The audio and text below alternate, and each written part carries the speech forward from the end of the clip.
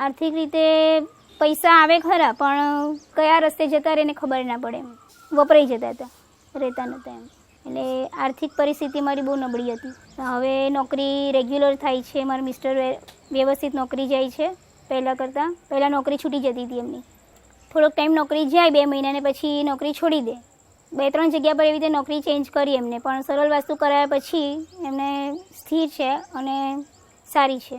સંબંધમાં છે ને અમારા કોઈ બી સગાવાલા હોય એમની સાથે બહુ કોન્ટેક્ટ નહોતું એમ.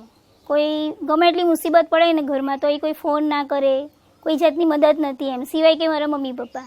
પણ હવે સરળ વાસ્તુ કરાયા પછી બધા રિલેટિવ્સના કંઈ ને કંઈ કારણ ફોન આવે છે એમ, ખબર પૂછે છે, આવર જવર થઈ ગઈ એ લોકોની. ખાસ કરીને મારા સાસરી પક્ષમાંથી, પિયર પક્ષમાંથી, બધેથી મારા તરફથી ગુરુજીને નમસ્કાર.